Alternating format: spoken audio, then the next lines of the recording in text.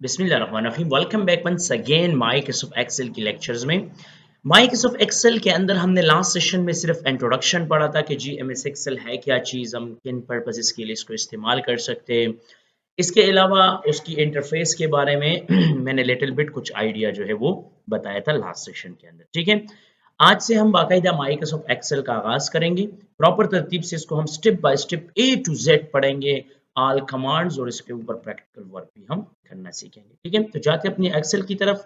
तो Microsoft Excel को मैंने यहाँ से ओपन कर दिया। ठीक है, आप माइक्रोसॉफ्ट एक्सेल को बआसानी यहाँ से ओपन कर सकते हो।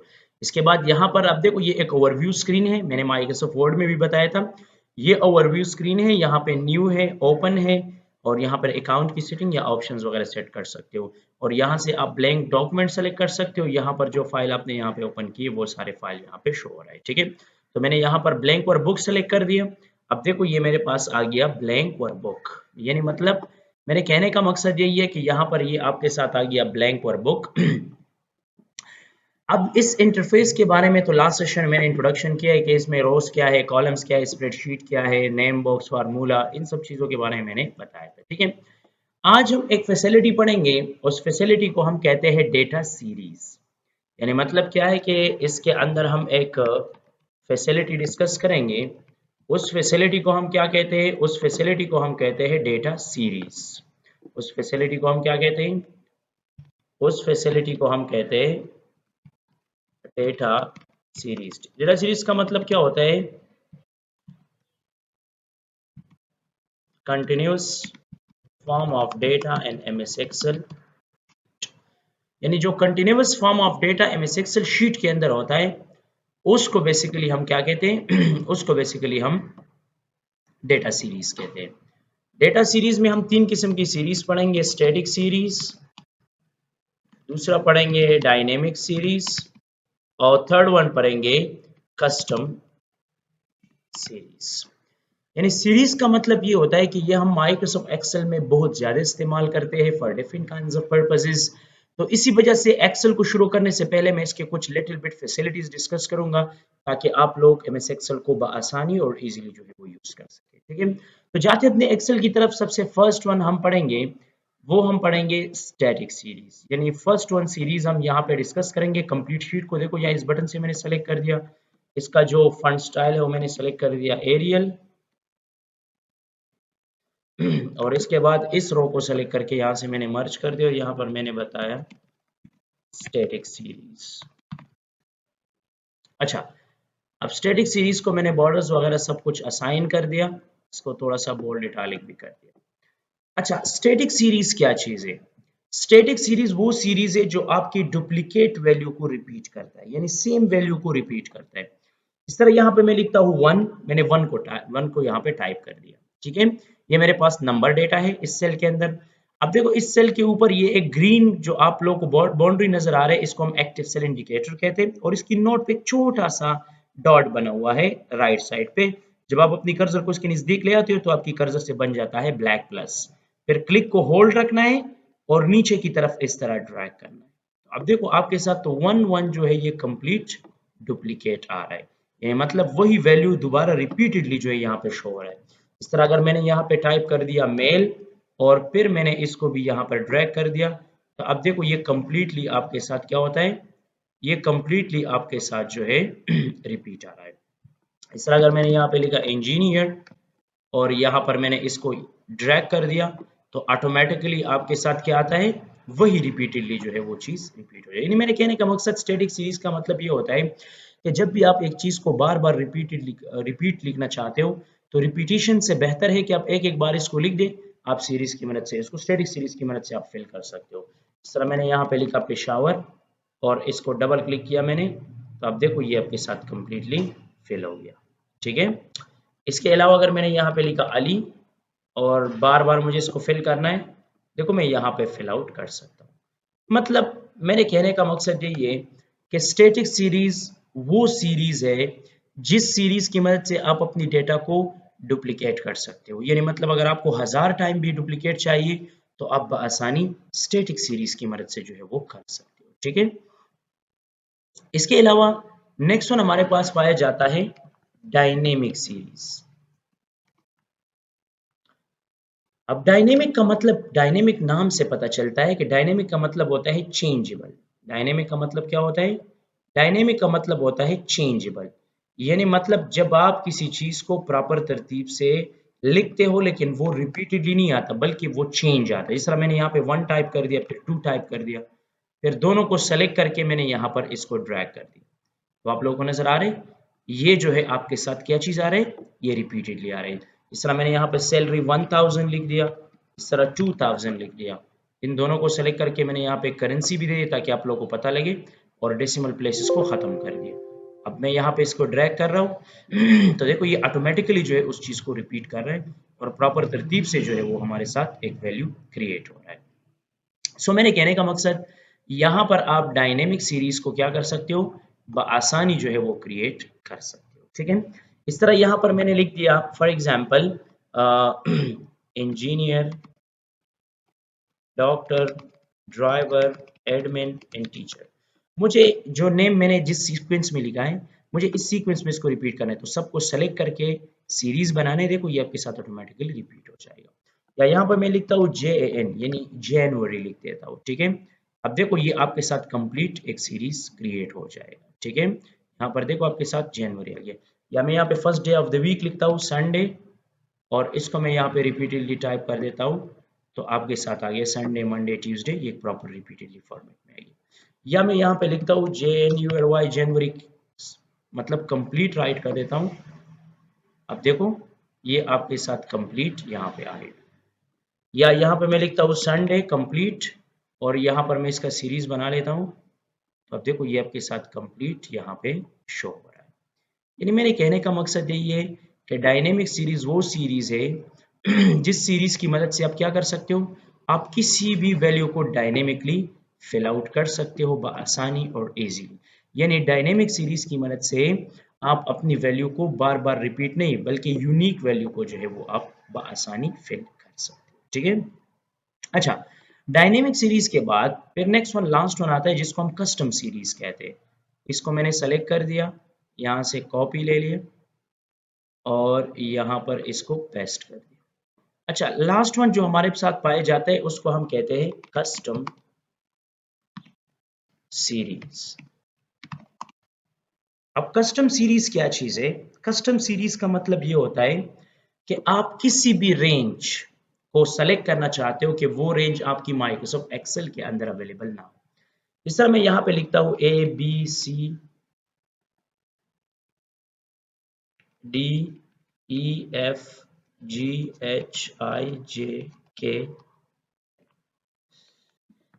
ठीक है, यहाँ पर मेरे पास ये एक प्रॉपर डेटा अवेलेबल है।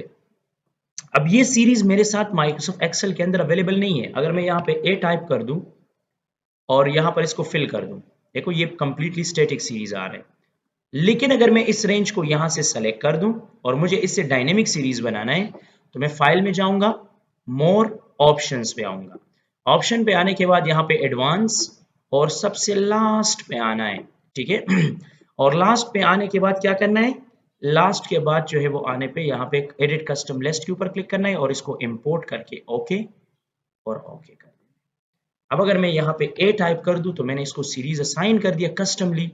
अब देखो यहाँ पर आपके साथ ये सीरीज बन गई। ठीक है, इसके अलावा सम टाइम इस तरह होते हैं, मेरे साथ एम्प्लॉइज होते हैं जिस तरह अली, आसिम, बिलाल, जुबैर, कासिम, वलीद, नौमान, आसिया, इनाम,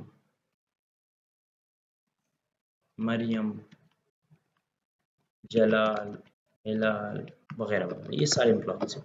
अब मैं चाहता हूँ जब भी मैं परफॉर्मा बनाने जा रहा हूँ, तो मैं जब भी परफॉर्मा बनाऊँ या मैं जब भी परफॉर्मा जो है वो क्रिएट करने जाऊँ, तो मैं जब भी मुझे नेम्स की ज़रूरत पड़े उस परफॉर्मे में, तो मैं क्या करूँ, मैं यहाँ पे सिर्फ अली को टाइप कर दूँ और फिर इसको फिल कर दूँ, वो कंप्लीट आपके साथ, कंप्लीट मेरे साथ ये नेम यहाँ पे ऐड हो जाए।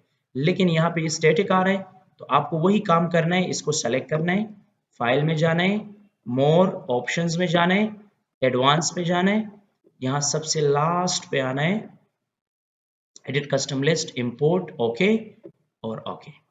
अब मैं यहाँ पे क्या लिखता हूँ, यहाँ पे मैं लिखता हूँ अली और इसको मैं फिल कर देता हूँ तो आप लोगों को नजर आ रहा है। जहां पर भी आपको एम्प्लॉइज नेम की जरूरत पड़ जाए वहां पे सिर्फ अली टैप या किसी भी नेम को सेलेक्ट करके आप इसको क्या कर सकते हो, प्रॉपर तरीके से फिल आउट कर सकते हो। सो मेरे कहने का मकसद यही है कि माइक्रोसॉफ्ट एक्सेल में आपको सीरीज की जरूरत पड़ सकता है for different kinds of purposes.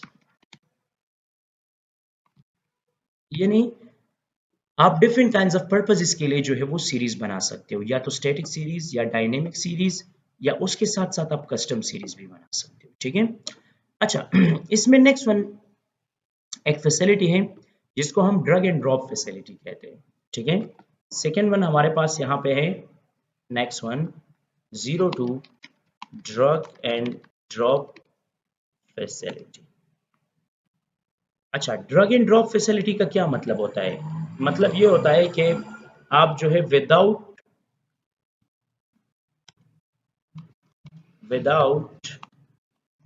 Cut और कॉपी मूव द आइटम्स। यानी मतलब क्या है कि कट और कॉपी के बगैर हम अपनी आइटम्स को मूव कर सकते हैं। ठीक है। किस तरह मूव करेंगे? यहाँ पे मैं एक डेटा बनाने जा रहा हूँ नेम, और यहाँ पे मैंने टाइप किया सैलरी। यहाँ पे नेम एंड सैलरी जो है यहाँ पर मैंने सिंपली इसको टाइप कर दिया। ठीक है। यहाँ पर नेम वही मेरे पास ऑलरेडी अवेलेबल है, अली टाइप कर दिया मैंने और इसको यहाँ पर ड्रैग कर दिया। ठीक है। फिर यहाँ पर सैलरी मैंने 1000 और यहाँ पर 2000 और इस दोनों को सेलेक्ट करके मैंने एक रेंज बनाया। तो ये मेरे पास एक डेटा है। ठीक है। कंट्रोल ए के साथ इसको सेलेक्ट करके ऑल बॉर्डर देना है और इसको मैंने थोड़ा सा कलर इफेक्ट दे दिया यहाँ पे। ठीक है। अलाइन सेंटर, इसको भी सेलेक्ट करके अलाइन सेंटर एंड थोड़ा सा बोल्ड कर। अब ये मेरे पास एक सिंपल डेटा है। ठीक है। अब इस डेटा के साथ मुझे क्या करना है, इसको मूव करना है लेकिन विदाउट कट और कॉपी। तो मैं इसको सेलेक्ट करूंगा, इस तरह मैंने इसको सेलेक्ट कर दिया। तो आप अपनी कर्सर को इस ग्रीन लाइन पे ले आए, ये इसकी इर्द गिर्द जो आपको ग्रीन बाउंड्री नजर आ रही है इस पे ले आए, तो आपकी कर्सर से ये वाला एक 4 एरो शेप बन जाएगा, आपकी माउस पॉइंटर बन जाएगा और इसके साथ 4 एरो आएगा। तो कंट्रोल का बटन होल्ड रखना है और जिस जगह पर भी इसको मूव करना है वहां पे इसको उठा के छोड़ दे, आपके साथ ऑटोमेटिकली देखो वहां पे एडजस्ट हो जाएगी। जहां पर भी इसको एडजस्ट करना है इसको उठा के वहां पे आप एडजस्ट कर सकते हो। इसको हम कहते हैं drag and drop facility. Microsoft Excel के अंदर काफी काम की चीज है। ठीक है। थर्ड नंबर हमारे पास आता है ऑटो सम फैसिलिटी। ऑटो सम का मतलब क्या होता है? ऑटोमेटिकली सम या ऑटोमेटिकली ऐड द डिफरेंट, यानी आप डिफरेंट वैल्यू को ऑटोमेटिकली ऐड कर सकते हो। ऑटोमेटिकली एडिंग का मतलब क्या होता है? अब यहां पर मुझे फॉर एग्जांपल टोटल चाहिए।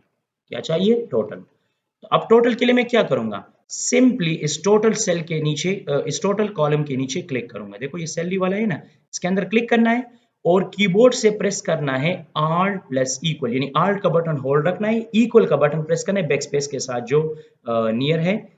इक्वल का बटन जब प्रेस करेंगे तो यहाँ पे ऑटोमेटिकली यहाँ पे सम फंक्शन आ जाएगा और ये सारे वैल्यू सेलेक्ट हो जाएंगे और एंटर बटन प्रेस करना है तो आपके साथ क्या हो जाएगा? आपके साथ ये कैलकुलेट हो जाएगा। अब आप लोगों को नजर आ रहे हैं ये आपके साथ जो है वो कैलकुलेट हो गए। ये भी एक तरीका है, यहां से भी कर सकते हो। अगर इस तरह नहीं चाहिए तो इसको मैंने डिलीट कर दिया। इस सारे वैल्यूज को सेलेक्ट करें इस एम्प्टी सेल के साथ और अब कीबोर्ड से Alt प्लस इक्वल प्रेस करना है तो आप डायरेक्टली जो है ये आपके साथ वैल्यू को ऐड कर देता है। ठीक है। तो इसको हम ऑटो सम फैसिलिटी कहते हैं। यानी सम टाइम हमें जरूरत होता है, मैंने यहाँ पे कुछ रैंडम नंबर्स राइट किए, इस तरह मैंने यहाँ पे लिखा 1000, 2000, 3000, 5000, 6000 वगैरह वगैरह। अब एक बंदा कहते हैं ये डायरेक्टली कैलकुलेट करो, Alt इक्वल एंटर, देखो ये आपके साथ कैलकुलेट हो। सो एग्जैक्टली इस वैल्यू को कैलकुलेट करने के लिए आप क्या कर सकते हो? आप प्रॉपर तरतीब से जो इस चीज को सेट कर सकते हो, यानी आप इसको बआसानी कैलकुलेट कर सकते हो इस शीट के अंदर। ठीक है। सो ये आपके साथ था ऑटो सम एबिलिटी। अच्छा इसके अंदर एक और फैसिलिटी भी है, ऑटो कैलकुलेट फैसिलिटी। इसमें एक और फैसिलिटी है जिसको हम कहते हैं ऑटो कैलकुलेट फैसिलिटी। यानी मैं चाहता हूं कि मैं विदाउट इक्वल कोई भी वैल्यू लिखो, इसके दरमियान में कोई भी ऑपरेटर्स टाइप करो। इस तरह मैं लिखूं फॉर एग्जांपल इक्वल ना लिखूं, 20 प्लस 30 यहाँ पे टाइप कर दूं और डायरेक्टली जो है वो क्या हो जाए? डायरेक्टली वो ऐड हो जाए। या मैं लिखूं 20 माइनस 10 कि ये ऑटोमेटिकली सब्ट्रैक्ट हो जाए, ऑटोमेटिकली, यानी खुद ब खुद। जब मैं एंटर बटन प्रेस करूँ तो ये खुद ब खुद सब्ट्रैक्ट हो जाए, ठीक है। तो अब आपको क्या करना है अब यहाँ पर अगर मैं इक्वल नहीं डालूंगा 20 प्लस 30, एंटर बटन प्रेस करूंगा, देखो कुछ भी नहीं होता। तो आप लोगों को क्या करना है, एक फैसिलिटी को इनेबल करना है, फाइल में जाना है, मोर ऑप्शन, और यहाँ पे जाना है एडवांस में, और एडवांस में जाने के बाद सबसे लास्ट पे जाना है, और यहाँ पर आपके साथ एक ऑप्शन है transition formula evaluation, transition formula entry, okay. अब अगर मैं यहाँ पर 20 प्लस 30 एंटर बटन प्रेस करूँ, देखो ऑटोमेटिकली ये 50 हो गया, ऑटोमेटिकली देखो कैलकुलेट हो रहा है, ठीक है। अब देखो ये ऑटोमेटिकली कैलकुलेट हो गया, ठीक है, ये खुद ब खुद ऐड हो गया। अगर मैं लिखूँ 20 माइनस 10, ये खुद ब खुद कैलकुलेट हो गया, या मैं लिखूँ 20 मल्टीप्लाई एस्ट्रिक साइन 5, देखो ये खुद ब खुद 100 हो गया। या फॉर एग्जांपल यहाँ पर मैंने एंटर कर दिया 30 डिवाइड बाई 2, यहाँ पर ऑटोमेटिकली आ गया, ठीक है। या मैं लिखूँ फॉर एग्जांपल 40 मॉडुलस 3, ठीक है। ये आप इस तरह इसमें प्रॉपर तरतीब से इसको एडजस्ट कर सकते हो। तो अब देखो ये ऑपरेशन जो आप लोगों को नजर आ रहे हैं, ये आप विदाउट इक्वल नहीं कर सकते, यानी मतलब आप इस तरह लगाएंगे इक्वल टू 10 प्लस 20, आप इस तरह लगाएंगे। लेकिन अगर आपको डायरेक्टली कैलकुलेट करना है तो आप डायरेक्टली भी इसको क्या कर सकते हो, आप इसके अंदर कैलकुलेशंस वगैरह प्रॉपर तरतीब से कर सकते हो। तो this is called the facility of auto calculation, यानी अगर आपको ऑटो कैलकुलेशन ऑन रखना है तो आप डायरेक्टली आपकी शीट जो है वो कैलकुलेशन करेगा और प्रॉपर तरतीब से जो है वो आपके साथ ये एडजस्टेड आएगा, ठीक है। तो यहाँ से प्रॉपरली तरतीब से इसको सेट आउट कर सकते हो, ठीक है। इस तरह लास्ट वन फैसिलिटी है जिसको हम कहते हैं चेकबॉक्स फैसिलिटी। चेकबॉक्स फैसिलिटी के लिए एक मेन्यू है, अगर आप लोग की एक्सेल में नहीं है तो आप फाइल में जाके ऑप्शंस में जाए, वहां से सेट कर दें। एक मेन्यू है जिसको हम डेवलपर मेन्यू कहते हैं। डेवलपर मेन्यू के अंदर रेडियो भी है और आपके साथ जो है वो चेकबॉक्स वगैरह भी है, ठीक है। तो अब मैं क्या करूंगा, मैं यहाँ एक्सेल शीट के अंदर आता हूँ, और यहाँ पर एक्सेल शीट के अंदर आने के बाद मेरे पास एक रिकॉर्ड है, जिस तरह मेरे पास ये एक रिकॉर्ड है, मैंने इसको यहाँ से कॉपी कर दिया और यहाँ पर कंट्रोल वी के साथ इसको पेस्ट कर दिया, ठीक है। अच्छा, इसके साथ मैं यहाँ पे लिखता हूँ सैलरी पेड या अनपेड, ठीक है। यहाँ पर सैलरी पेड या अनपेड की बात है, ठीक है। तो अब सैलरी पेड या अनपेड के लिए मुझे क्या करना है, मुझे यहाँ पे चेक बॉक्स लगाना है। अगर कोई बंदा कहता है कि मुझे यहाँ पे इसके लिए चेक बॉक्स लगाना है तो मैं आसानी यहाँ पे चेक बॉक्स लगा सकता हूँ। किस तरह लगाऊंगा, डेवलपर ये एक मेन्यू है, अगर आप लोग की डेवलपर मेन्यू शो नहीं हो रहा है तो आप फाइल में जाए, ऑप्शंस में जाए, मोर ऑप्शंस में जाए, इसके बाद जो है यहाँ पर कस्टमाइज रिबन्स में आ जाए, और कस्टमाइज रिबन में आने के बाद यहाँ पे आपका डेवलपर मेन्यू डिसेबल होगा, इस पे ऊपर चिक लगा के ओके बटन पे। फिर इसके बाद डेवलपर के अंदर आना है और इंसर्ट के अंदर आना है, और इंसर्ट के अंदर देखो यहाँ पे लिखा हुआ चेक बॉक्स या रेडियो बॉक्स, तो यहाँ पर मैं चेक बॉक्स को सेलेक्ट कर देता हूँ और यहाँ पर क्लिक करना है। जब आप क्लिक करेंगे यहाँ से ये टेक्स्ट को डिलीट बटन के साथ खत्म कर दे और इसको यहाँ से उठाए और इस जगह पर सेट कर, ठीक है। और इसके बाद इसकी साइज विड्थ को सब कुछ सेट कर दे और यहाँ पर इस सेल को सेलेक्ट करके इसके अंदर सीरीज बना ले। देखो यहाँ पे आ गया है। अब जी बिलाल को सैलरी मिली है, जी मिली है, यस। नौमान को सैलरी मिली, जी मिली है, बिल्कुल।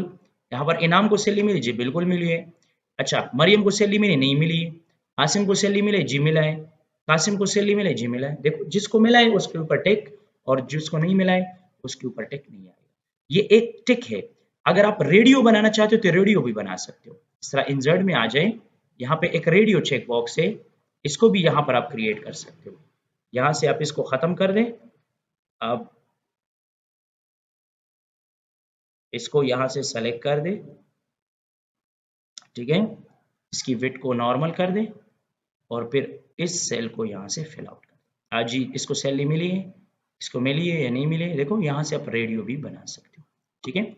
तो मेरे कहने का मकसद यही है कि ये एक फैसिलिटी है जिसकी मदद से हम क्या कर सकते हैं, जिसकी मदद से हम अपनी डेटा को बआसानी और स्मूथली जो है वो क्या कर सकते हैं, वो सेट आउट कर सकते हैं।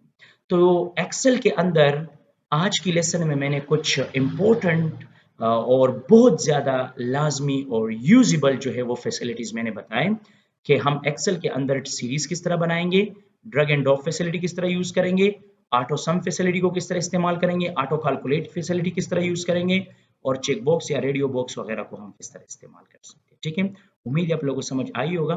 Thanks for watching me, see you next lecture.